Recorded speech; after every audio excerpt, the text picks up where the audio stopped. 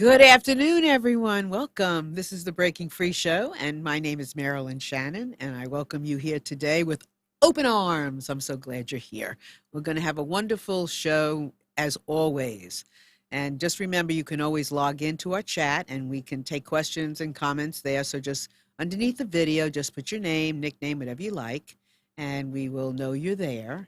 And you can always call in to 919-518-9773 anytime you want. If you have a comment, you have a question, want to make a statement, whatever it is, you can do that, or you can come in on Skype, and that would be Skype voice. So you can come to computers, and that's plural, then the number 2K voice, and you come in that way, and we want you any way you can come. And so let me just tell you, I'm going to say hello to Amnon, and while I'm doing that, go get a piece of paper and a pencil, because you're going to want to take notes today. So hi there. Hello, how are you? I'm good, and you? I'm just fine. And what did you do over the weekend? What did I do over the weekend? Do you even Worked remember? outside, cleaned the garage. Oh, a you little did? bit. Yeah. I thought it looked nice Filled up. today when I came.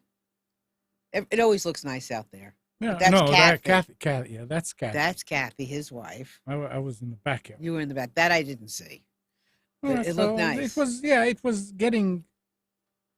It was cool enough to work outside and not sweat Yeah. and not too warm. Yeah. So it's So fun. Now it's getting warm.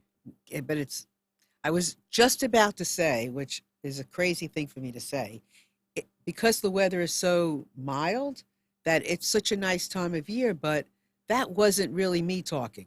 That was my coming out in 70-degree weather in February. This is not supposed to be a very nice time of year. This is supposed to be snow. It's not right. No, not I'm true. not. It's not right. I Come mean, on. look. Kathy said the same thing, and I said, look at the forecast. I know. They don't have any of these days as record. That means that we had Yeah, but we that have so warm many years ago too. Yeah, but we have a lot Yeah. together. We have like Yeah. 60 degrees, 70 I degrees. want to have that. I don't want Oh, snow. I don't know. I wouldn't mind a little snow No, because I this feel is like I'm right in for me. winter. Anyway, Tell me what I can do to make it always I nice know. like this. and Move I'll to do it. Florida.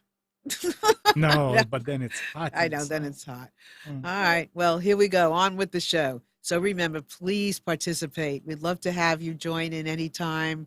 There's going to be lots of information, and you're going to want to, you're going to want to do something after the show. So we want you to take results. We want you to do something, take some action. Okay, so let me introduce you today to my friend Deb Orol. She is a educator, and that is important. She's a wellness educator, and she is amazing. So Deb, welcome to our show. Thank you, Marilyn. I'm so happy to be here. Thank you for being here. So first of all, tell everybody what a wellness educator is. So I worked, first, my background, I worked as a nurse for over 25 years and really have so much love and respect for our health providers out there that are in the trenches. But I discovered through some of my own health challenges that's really not healthcare, that our Western medicine is there to treat emergencies, to get us out of problems, but not really dealing with health and coming to the root of the problem. So as I worked through some of my own health challenges, I decided that I really wanted to go out there and teach people and support them in having a healthy lifestyle. So that's where I am today. So give us an idea when you say some of your health challenges. Like, what were those that began this journey, and how long have you been on this journey? So it's been 28 years. So I got diagnosed 28 years ago with ulcerative colitis. That is one of the many autoimmune issues that you are hearing about these days. There seems to be an upsurgence, and so my brain always asks why. Why is there an upsurgence of all of these different problems? You're hearing more about arthritis, you're hearing more about digestive issues, You're hearing more about autism and mood challenges and all of these different struggles that people are having. And so my question is why? What has changed in our society and life? When I first got diagnosed, I was just starting to learn about diet and lifestyle changes. Happened to be pregnant at the time, and questioned the physician that I was working with. This was in California. And questioned the physician that I was working with as to, one, whether my diet might have an effect on this. And I was told, oh, no. And then I also asked whether there might be hormonal influences, since I was pregnant at the time and was obviously going through many hormonal changes. And again, was told, no, that has nothing to do with it. And I was handed a prescription. And so I decided to take a different path. I worked with a acupuncturist and herbalist.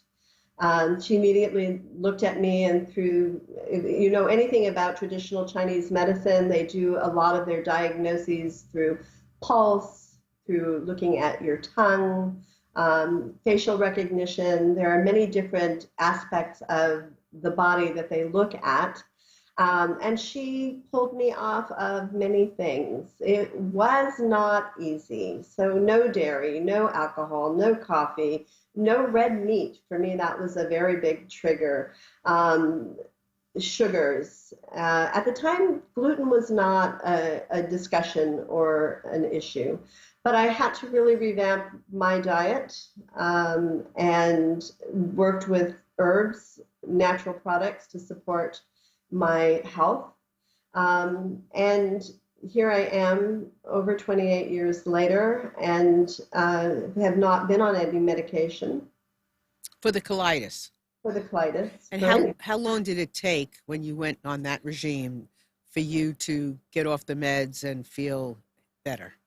It took 2 years. Mm-hmm. It took a good 2 years. And that's one of the things I really want to get across to people, because I have spoken to many people who have said, I've tried that, it really doesn't make a difference.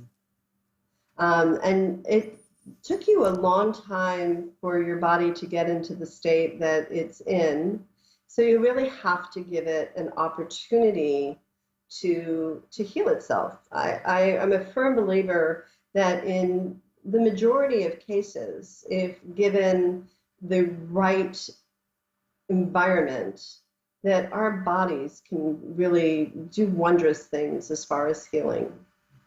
So when you say you're a health educator, I mean, and what do you do, let's say, for people? What do you do as your business that educates people about their health? What does that look like? I want to, obviously, we're going to get into more detail, but what do you do for people that's part of your work? So I'm certified as a health coach. I went through a program, Institute of Integrative Nutrition, and they are a coaching program that looks at people's overall health, helps to have them figure out what is holding them back. Also educating them on how to be healthy, because one of the things that we're talking about all the time is what to eat. You have people out there. You need to be on the keto diet. You need to be on the paleo diet. You need to be vegetarian. You need to eat all meat. You need to, and you know, yes, what you put in your body is a big factor, but there's so much more to wellness. It is an integrated system. Our bodies are integrated.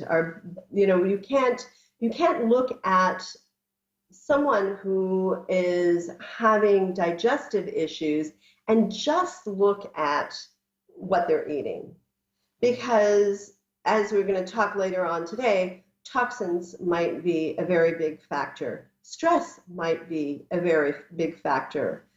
There's certainly familial tendencies that are going on. so you have to look at the overall impact of what's going on. So when I work with people, I help to guide them in making choices, helping to support them in making those good choices. I also am a what's known as a wellness advocate for a company known as doTERRA that works with natural supplements and essential oils. And I teach people how to incorporate natural products to support them. I'm very well versed in herbs and how those can support our body as well. Okay. So So it's a good bunch of stuff. overall, yeah, I sit with people and find out where they are struggling, what is going on with them, because we're very individual, Right. which is part of the reason why this whole, diet, paleo, whatever, it's the you diet. That's what we have to figure out. What is going to support you best in your health? It's not the same. So for I have everybody. I have a question about that, but before we get on with that, I just want to make a comment about what you said early on, as far as it taking you 2 years. So there's and you, Deb, can probably share more light than I can, but as a layman, your body has to go through some things. So first you have to go through the process of getting rid of what's already there. Then you have to heal and grow and do all the things that you have to do to be healthy. So that's got to take a while. But when you think of, having colitis and in 2 years, not having to be on meds anymore, that's a fairly small price to pay in a short period of time to be able to heal and not be on medication at that point. Absolutely. Right? Absolutely. And I can tell you story after story of people who really have given a more natural lifestyle and getting in touch with their body and working with alternative health practitioners. Right now, you're seeing an upsurgence of functional medicine physicians. And I love that, because when you have somebody that is functional medicine, then you have somebody who's looking at whole systems. Right. Absolutely. So tell everyone, just for those of you out there that don't know what functional medicine is, why don't you just tell everyone what it is? So once again, it's looking at the whole, not just looking at a part. So if I went to a functional medicine physician with my symptoms of colitis, for example, they are not just going to do a colonoscopy and say, yes, there's some inflammation and here's some medication and go away. They're going to look at what is causing that inflammation. Where is the imbalance in our body? We are not a one system entity. We are a highway of absolute wonder. So what is happening in one area of our body is affecting another area of our body. Looking at, people talk about hormones, and our hormones are a multitude of wondrous things that are helping with metabolism, that are helping with mood, that are helping with sleep. It's just incredible what's going on in our body. So you can't just pick one piece and say, I'm going to give you a medication for this, and not look at what else is going on. Right. And considering the environments that we live in and that we are surrounded by, it is a complicated scenario. I mean, you need help, and it is a you. So that's why that brings me to my next question. Of years ago, I took part in reading a book called Eating for Your Blood Type. What's your feeling about that? So I have read that book. It is something that I've done some experimentation with, because I've looked at people who are vegetarians and say they feel very comfortable with it being a vegetarian. And often they are that AB blood type that is noted in the book. And I know myself, I eat mostly plant-based, mostly vegetarian.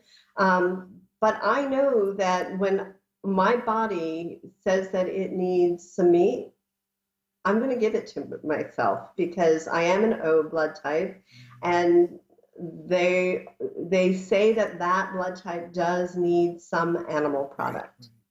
So again, it's individual, and I've known vegetarians who, they're hardcore vegetarians because of their beliefs and their philosophies, and I have so much respect for that. But I also know vegetarians who have been and had health challenges, and when they have allowed themselves that little bit of animal protein, they feel better. Right. I know that for myself. I like vegetables. I like meat. I like a balance, but if I can stay off of, breads and things like that, but after a while, I need some bread. Yeah. I've had ulcers in my history, and after a while, I need I need some carb, and I need some bread, and then I'm much better. So, and I know that you touched upon, various illnesses and things that are common. I think the another issue that we face a lot of times is what's going on with, you know, women getting pregnant. I think that's another big issue with what's happening with toxins. I mean, there's so many women today that are having problems conceiving. So Yes. if you were going to choose of the, this all of these different types of situations, I know gut health is pretty, rampant. Which one would you focus on for us to focus on right now to kind of explore? That one, gut health. Gotcha. It is. Without Why doubt. is that? Um, because it's connected to so many different things. So, first of all, what you're taking in, what you're ingesting, uh, is going to be absorbed and turned into the nutrients that are going to supply your body. Um, there is also an issue, I'm sure most of the listeners out there have heard of leaky gut. Yeah. If you haven't, basically what that is the junctions in the intestinal lining start to get weaker and basically get holy. They get little micro tears in them that allow toxins through the digestive system into our bloodstream. There is also a huge connection between the microbiome and everything. They're just beginning to understand this microbiome and how powerful these little creatures in our body are. They can literally take over our brains if they need something, if they want something. So, for example, I think about yeast. I don't know how many listeners heard of Little Shop of Horrors, but if you remember Little Shop of Horrors, and Seymour the plant would say, "Feed me."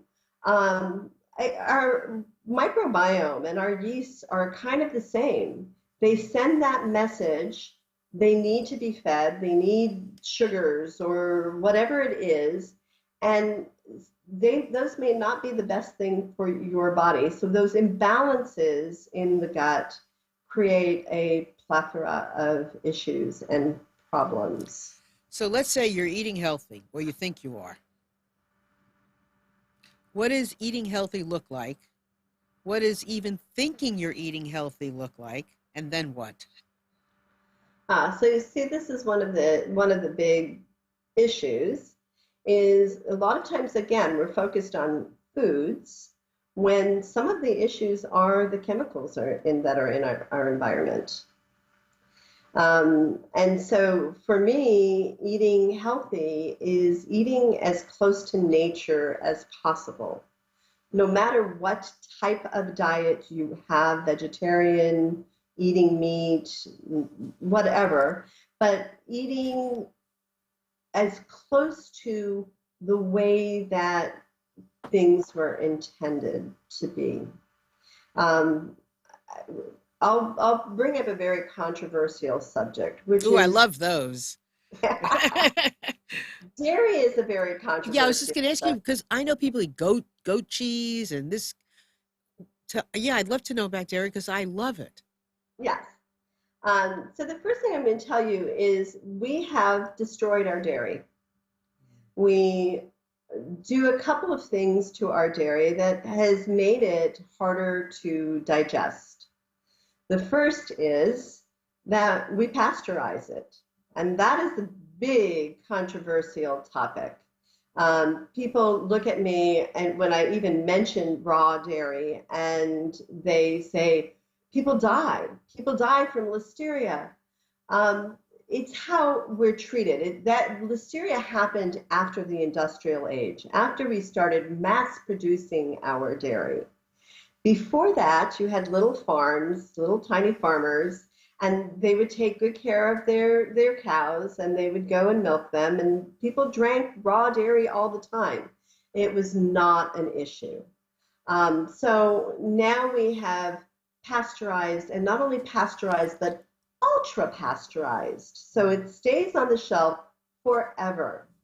Right. And the second thing that we've done to our dairy is we homogenize it.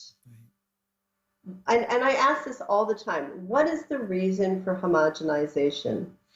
Nothing more than making it look pretty so that it doesn't have, as my husband calls it, the chunks. What do you mean? So What do you mean?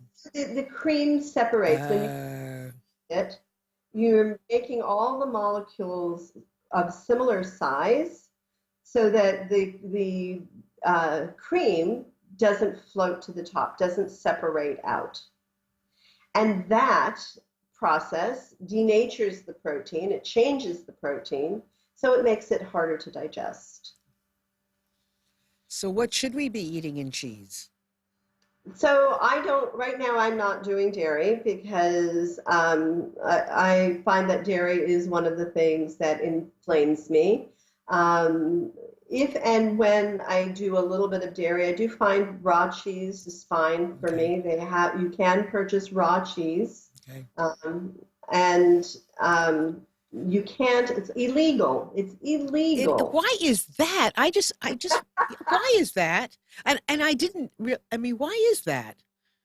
Again, because of the control, because of apparently this listeria scare. Now there are states that you can get raw milk. Pennsylvania is one of them.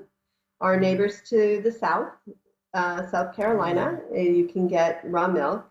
Some places will allow you to say that you're getting pet milk, but it's because of fear. But you can eat raw cheese. You can. But you just can't have raw milk. So the raw cheese that you can get, the enzymes, a lot of things have to do with enzymes in our body, and the enzymes will make that less prone to bacteria. So it's the preserving it in that. Because the other night we were listening. This is how funny it came up. I forgot all about raw milk. I mean, I don't drink milk, and I drink oat milk now. But I love cheese, and I don't give myself cheese too often. And I forgot about raw milk. And the other night, my husband and I were watching a show on Netflix. We were watching Schitt's Creek, which is hysterical. And they had raw milk, and they got caught, and they had to spill it out. And I'm like, huh? I mean, I didn't even remember it wasn't legal. And then all of a sudden, we started talking about it, and I realized it wasn't legal. We're not allowed to make our own choices anymore. It's just not right. Anyway, that's an interesting fact. Okay, so we talked about cheese. So what else? Because, I think I'm eating healthy, and I'm sure people do. And then, of course, we know when we're not. But that sometimes doesn't matter because, you think you're eating healthy, and then something else gets into your system. So tell me about that. So, And you know what? again, I don't want to interrupt you. Hold on a second, but I am. yeah, If I just want to remind everybody, you can call in if you have a question. Obviously, Deb is brilliant at this, naturally brilliant, and has a lot of wealth of knowledge. So if you have a question, call in. We'd love to hear your question. You can call in 919-518-9773 or Skype. I see I'm not getting ready. Skype, computers, 2K voice, and then you can come in our chat and ask questions there. Go ahead. I was going to mention about milk. Yeah. I grew up in Israel. Yeah, so yeah. I went I went to an agricultural school, and there were people who were in charge of the cows. So every morning at 10 o'clock, they would bring one of those big jugs of milk that was it was still, I mean, you touch the outside, it's warm. Mhm. And that's what we will drink and eat a sandwich with jam. I remember, I mean, this went so good together. But you could drink for as much milk as you want. So why are people afraid of it? and you're still here to talk to us about it. You survived that. Again, And a lot of his friends did too, I I'm mean, sure. a lot of people. right. Again, I think that one of the things that we have to understand has happened to our society is what is known as the Industrial Revolution. Mm. We have created more conveniences for ourselves. We have mass produced things. And so when milk became basically industrially produced, you have cows that are in these, Mhm. teeny tiny containers side by side, being milked. The bacteria, they aren't being taken care of in the ways that they needed to be taken care of. You ended up with people getting sick because things were not produced properly. They may have not been stored properly. And so when you have people responding in that way, again, the immediate thing is, oh, it's the raw milk. It has nothing to do with how it's produced, how it's taken care of. It's the raw milk. So that's the way that our society reacts to things. What a shame. Did you like it? Was it Oh, it was great. Delicious. great? How is it different than milk? It's thick. It's thick. It has a taste. I mean, I can't explain it. Mm-hmm. It's Mm-hmm. I never drank what do they call Skim it? milk? Cream? No. Oh. What do they sell? Something like cream over here. That's thicker than milk, but not yogurt. Heavy yogurt? A Greek yogurt? No, it's Heavy not cream, thick. heavy cream? Maybe heavy cream. Is Uh-huh. heavy cream liquid? Yes. It may be just a little bit thinner than that. Mm-hmm. It was really thick. I mean, if you left your glass there for about 10 minutes, the top of it will be full of like fatty stuff. It was You must have had good delicious. skin then. I don't know. I I bet. think I still have good. So how did okay? There's so much to talk about. Go ahead. It's an amazing thing, and what people don't realize again is all of our modern conveniences that we have changed things in not necessarily a great way. We have technologies that are wonderful, but the technologies that we have are also affecting people because they're on them too much. These can be, when you talk about toxins, they talk about environmental toxins, but are being on social media, on laptops, on Right. anything electronic, too much can also be a problem. So it's finding that balance of too many conveniences. So you sent me something with toothpaste. I didn't get a chance to look at it. So tell me about that. Yes, toothpaste. So the thing that we're brushing our teeth with. it has so many different chemicals in it that it actually has a warning label on it. This is something that we are brushing our teeth with and possibly swallowing. One of the things is fluoride. And fluoride is another very controversial topic because we've been told that we need fluoride for our teeth. And the reality is fluoride is, it hurts our levels of magnesium. It is also a hormone disruptor. It disrupts the thyroid. So I went to an herbal conference many years ago, and in the room, the educator that was there asked, it was a room full of women, and asked the question, who in this room has or knows somebody that is affected by an imbalanced thyroid? And virtually every single woman in that room raised her hand. Now, again, you have to ask the question, why is that? It's not a natural state that we just have imbalanced thyroids. And again, you have this whole interconnected thing where you have different thyroid hormones. You have T3 and you have T4. And T3 is actually made from T4, which is processed from the liver. So if your liver is not functioning well, then you're not producing the right balance of thyroid hormones as well. So, something as simple as toothpaste, that we think we're doing something good for our teeth, we're putting toxins in our bodies. So toothpaste without fluoride, anything else? Yeah. Like what? So any toothpaste without fluoride is okay? I definitely think so. The dentist I actually work with has said that she has done some research, and xylitol, which is a sweetener, but xylitol is actually shown to be very protective to the teeth as well. But mainly it's the action of cleaning that is going to protect your teeth, and the not eating a lot of sugar. Right. That's what destroys our teeth. Right. Boys have never had fluoride, the 28 and 24, and not a single cavity ever.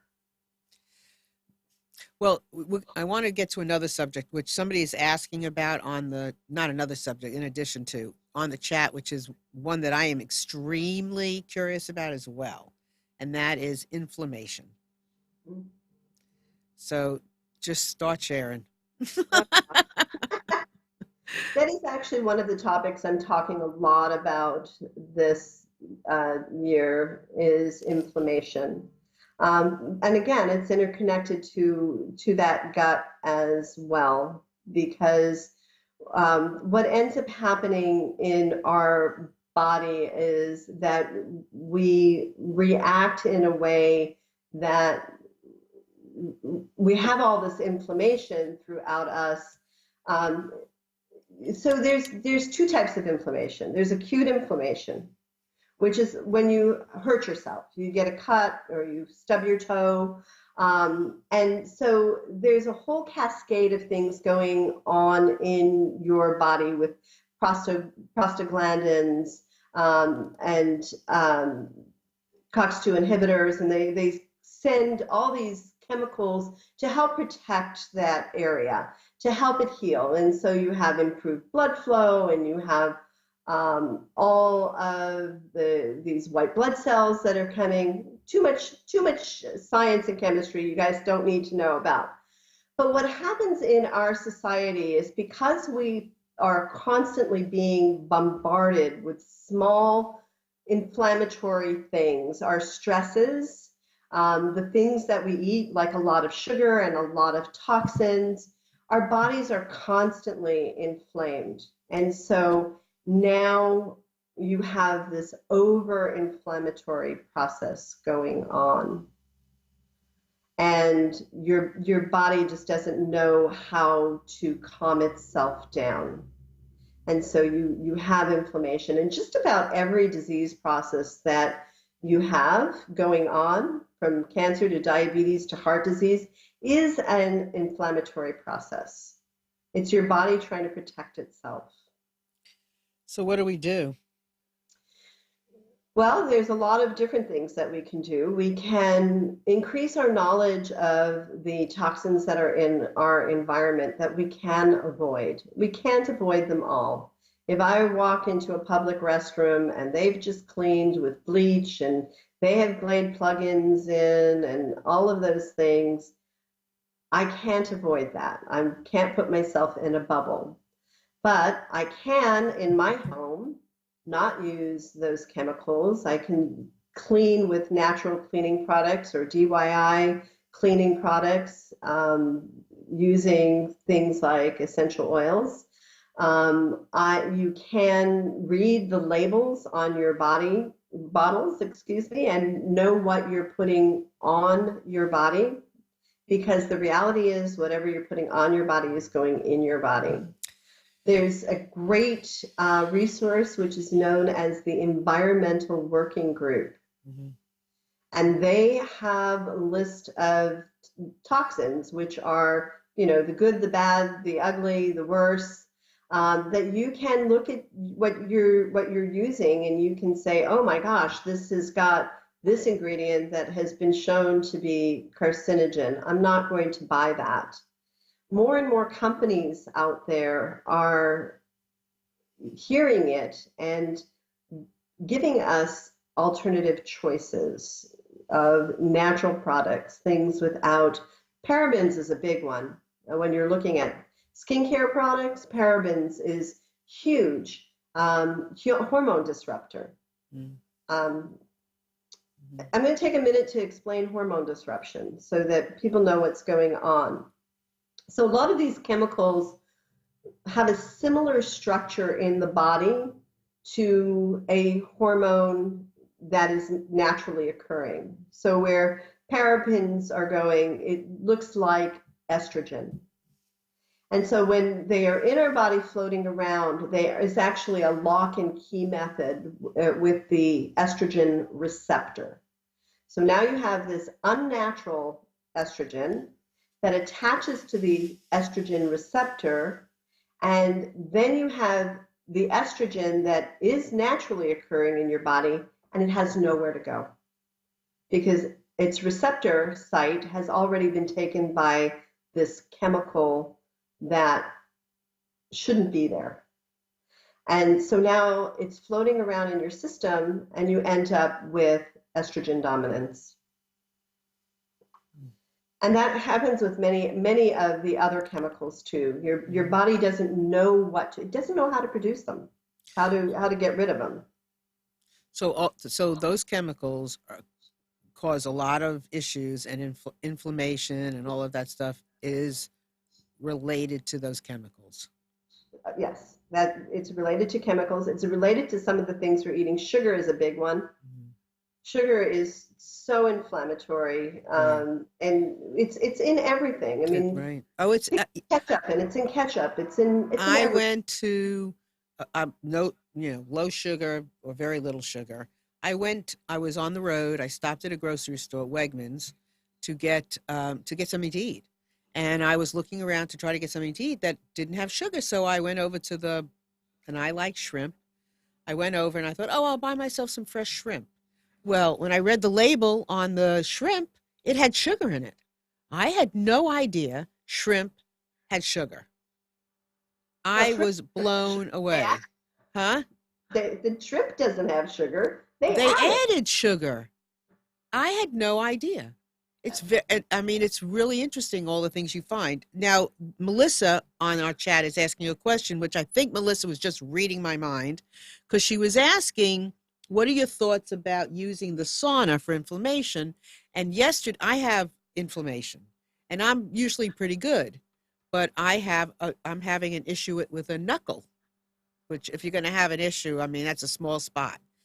And I went into the hot tub yesterday, and my finger didn't hurt. And so her asking about the sauna and my hot tub experience, I'm very curious. So heat certainly is going to soothe your inflammation. But I think what Melissa is asking about is there's been a lot of discussion on the infrared saunas, Okay. which have the ability to really help us pull out toxins. So one of the ways that I got into the whole learning about toxins, I read a book years ago called Slow Death by Rubber Ducky. Um, and they were talking about how we've been plasticized and all the plastics that we have and all the toxins that are leaching from that. And they did a follow-up book. I can't remember the authors' names right now, but they did a follow-up book called Toxin In, Toxin Out, looking at what really is helpful in detoxifying the body. We hear a lot about detoxes. And so they wanted to see what really is going to help us to detoxify our body. Because, again, I said there's no way to avoid them all. And infrared sauna was one of the ones that they really felt was very beneficial in helping to pull the toxins out of our system. We are made to perspire. There are 8 systems in our body that are designed to help us detoxify: the liver, the kidneys, the lungs, the lymph, the blood. And the lymph system is attached to that ability to sweat, to have a good sweat. We've been doing it for thousands of years. They had sweat lodges. They've had all kinds of mannerisms of getting us to sweat. And here what we do is we put antiperspirants on because, oh, heaven forbid, we have a wet spot under our armpits. And we're afraid to sweat. Right. And I think that the infrared sauna, long story short, is an amazing way to help to detoxify the body, to help pull off some of those toxins. I do sauna a lot, and I do dry brushing with essential oils to help move and circulate the toxins, and then go sit in the sauna. Dry brushing is another method of really helping to pull the toxins to the surface and then sweat them out. Where do you go for an infrared sauna? So I actually have a small tent infrared sauna at home. Okay. There are a lot of massage therapists. There is one of the things that I love to do. I haven't done it in a couple of months, but in Carborough, and I think they're building one in Raleigh now, there is what is known as a float pool. Uh-huh. Where you are, it's a deprivation tank. It's another wonderful way of helping your body to release tension. And she has an infrared sauna there that you use after the float. So there are all around. I've seen different places will sell you packages. So let me ask you something. So when you talk about things like this and going to the float, and I mean, are these things? How often do you have to do this stuff? Like, how often would you go into an info? I mean, is once a good? I mean, something is better than nothing, maybe. But what's the regime like? So I think it depends on, again, yourself and bioindividuality. If you are someone who is working through something. And, again, working with a functional practitioner, they can test for things like heavy metals, and that's another whole toxin story there. Yeah, really. Heavy metals or, different things that you're trying to pull out of your body, then you may want to increase that. I just am in the last 10 days of a 30-day detox that I'm doing. So I've been going into my infrared sauna when I'm home pretty much daily. But when I'm not doing a detox, I maybe will go in twice a week, 3 times a week. Mm-hmm. I don't think there's a right or a wrong answer. As long as you're hydrating well, there's nothing wrong with sweating. Right. So if it feels good to do it daily, um, Right. that's great. When I was doing the float, I was doing the float once a month. Um, What do you know about an oxygen chamber? Do you know anything about those? I have heard of them. I don't know much about them. It's supposed to basically flood the cells with oxygen and help with the detox. I've heard of those. I've heard of cryotherapy, where you're basically dipped in very, very cold, which those things are supposed to, they go into the topic of biohacking, where you are almost stressing your cells to the point where you have something that's known as autophagy, where your body is getting rid of damaged cells quicker. It's also the theory between intermittent fasting. Right. So, not something I'm too familiar with. I'm aware of it. Mm-hmm. Well, I think you're going to have a show of your own because you have a lot of information, and there are a lot of people with questions.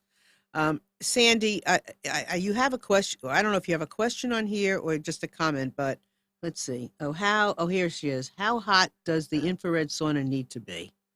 Do you have any idea?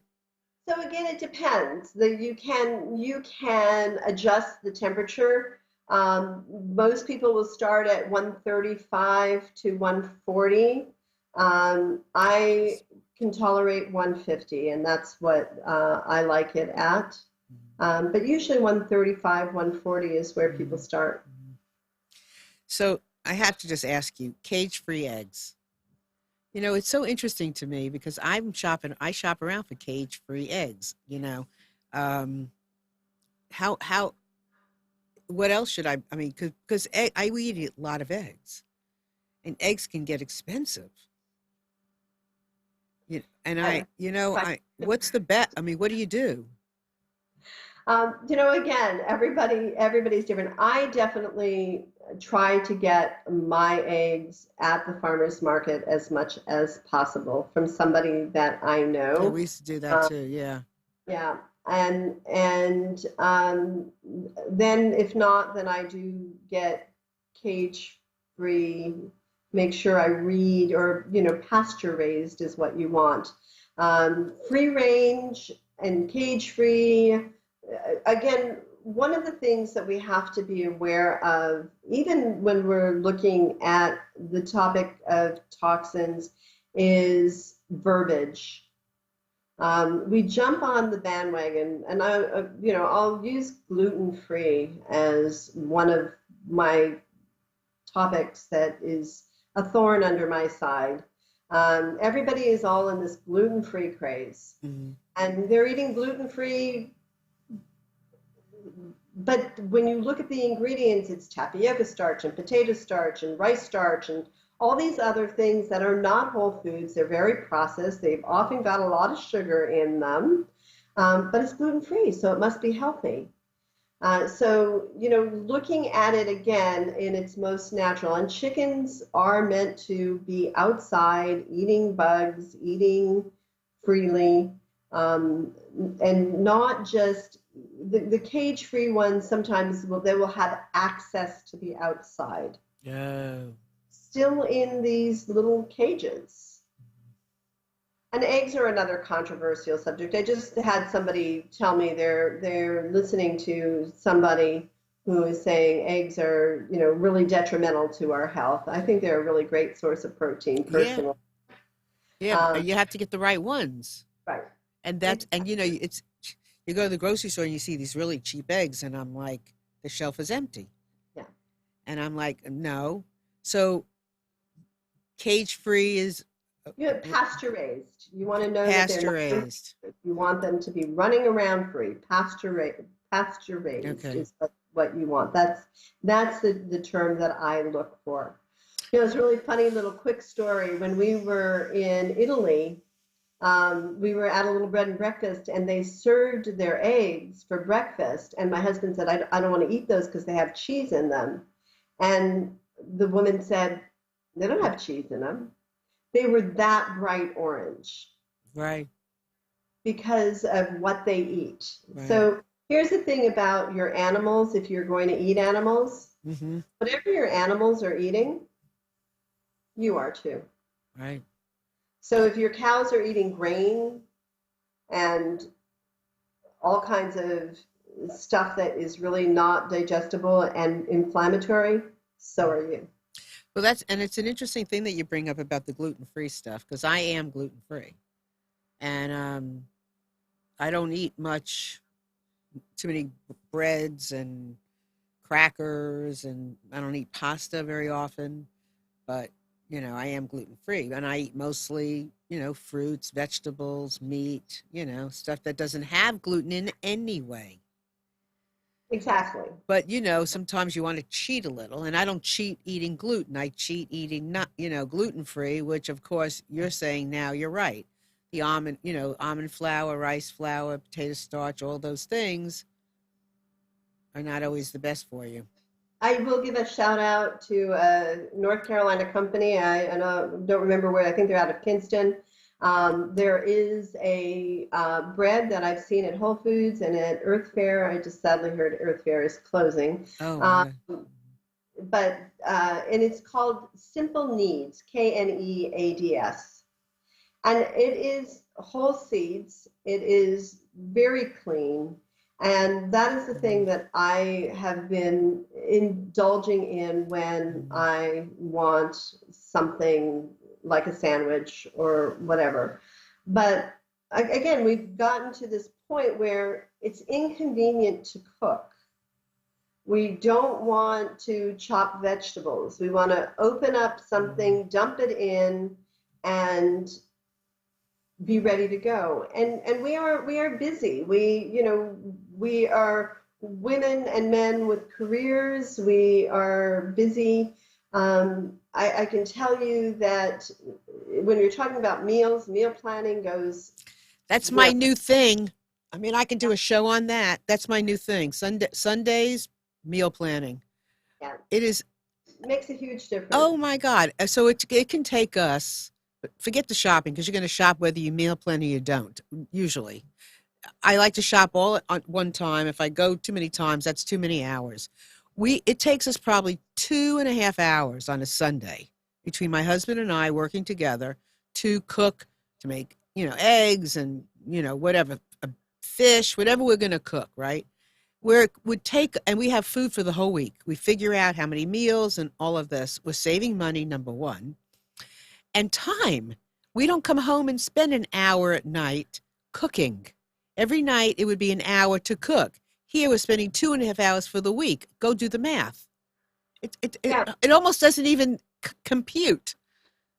And I'm talking about toxins, and our stress is a big toxin in our life. And so you're decreasing the stress in your life immensely, because you don't have to think about it. You don't have to stress about it. It's clean. You don't have to, I don't have time, so I'm going to run to whatever, buy shrimp that has got shrimp. Oh yeah. I mean, no, Yeah. So, and our stress is one of the biggest toxins that we can have. Absolutely. I don't, if I'm going to go out to eat, lunch meeting, whatever, I'm doing that. But otherwise, if I'm out for the day like I am today, I have my breakfast in the car. I have my lunch in the car. And because I'm going to go work out, I have my dinner too. And it's stressless. And I have my food. Yeah. I don't have to feel hungry. I can be treating myself lovely, and it didn't take me any time to do it. And I did it this morning, and I've been busy all day. Right. I mean, I didn't have the time this morning when I left to make 3 meals. But I can go work out tonight and not have to think about eating.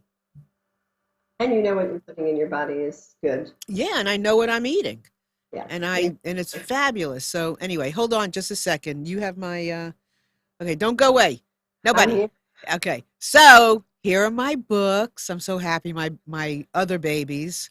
In Just One Afternoon, Listening to the Hearts of Men, beautiful stories told by men, shared, their intimacy. Then Twins. Oh my God, twins are amazing. They have so much to teach, and the stories you hear that you are amazed by, they're right here in that book. Just incredible stories and about nature. Millennials are amazing. They have a lot to teach us, and we have a lot to teach together, and they are lovely and creative. And very soon, the book on opioid addiction, it's done. It's being just this week sent out letters to agents because I am in the market for an agent. So if anybody knows anybody, I can use an agent. And I'm using the opioid book as my proposal. And then next is In Just One Afternoon, Listening to the Hearts of Black Fathers. So if you know of a Black daddy that's 17, 18, 19-year-old, please let me know. That is what I need for the next one. Debbie, so tell everybody where they can find you, how they find you, and that stuff. So my website is Deb Orol, my name.com. Make it easy for people to find me. And I would love to sit down, have a consultation, talk to you about what it is you are struggling with, and go over ways that we can change that. And if you're feeling amazing and you're not struggling with, I can give you tips on things to help you keep feeling amazing. That's a big deal too. I mean, that's very important, is to keep having more of a good thing. So, so I learned a lot today. Some of the things that I might have thought or knew, but now I know better and knew more. So, for one that, for me, inflammation is something I've had my whole life. And I am really going to be watching the other things that I don't just put in my mouth, but that I put on my body, that I put in my house, that I smell, that I touch. That is, I never realized how important that was till today. And I have had inflammation since I was 10 months old. So that is something that I really am going to deal with. And I hope you all come away with something today that you're going to make a change in your life, in how you look at something, something that you maybe thought of before and want to do something different. So in words of wisdom from you, and just one more minute of some kind of words of wisdom, what would you say, Deb? So I think that my most important message is to everybody is to be aware of what you put in, on, and around your body. That is the most important thing. Learn about that, and that you want to live vibrantly. It's not about how long you live; it's about how well you live while you're alive. Absolutely, and these are very important because we are here, and it's one thing to to live every day as best you can, but when you live under the auspice of not feeling well, that's not a good thing. So reach out to Deb. If I can answer any questions for you, please reach out to me. Go watch our video replay on YouTube, and also sign up for our podcast. We'd love to have you listen to us in the car as well, because things like this you have to listen to more than once. You have to watch it more than once. So please do that. Find us on Facebook. Find us on Instagram, Marilyn Listens, on Twitter. Love to see you there. So, and reach out to Deb. If you have any questions, reach out. I'm here and available, and I would love to answer them. Perfect. Everyone have a wonderful day. Bye. Bye. Have a great day.